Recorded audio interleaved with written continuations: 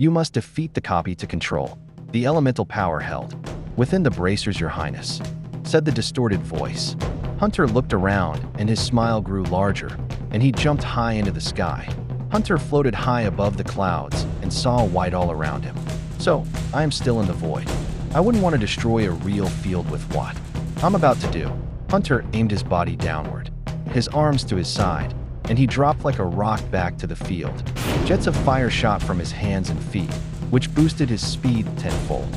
He entered the field with a front flip and slapped his hands together, unleashing a giant wall of fire that was larger than the Great Wall.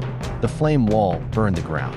Coming toward the copy, the doppelganger pushed his arms forward, and he launched a large tsunami from his hands. It collided with the fire wall, filling the entire field in steam. Hunter jumped out of the steam into the sky again. His entire body was engulfed in flames. The steam dissipated, and Hunter lifted his arms up, and a giant sphere about half the size of a planet formed above his head. "Stop this," he said, and he launched the sphere at the copy.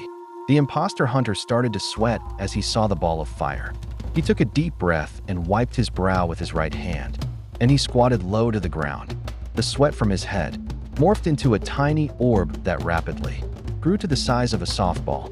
Hunter, too, aimed the sphere at the incoming fireball and unleashed a powerful jet of water at the attack.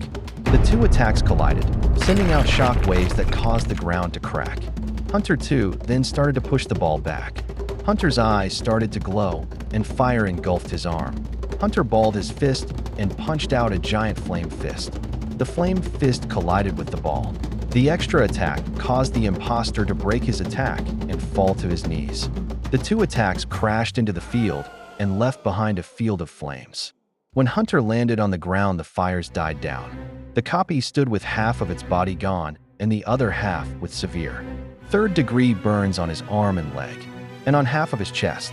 He fell to the ground, and he turned to steam. Hunter awoke with a gasp. He looked around, and he was glad that he was back inside the room. He sat up on the pallet and rubbed his eyes.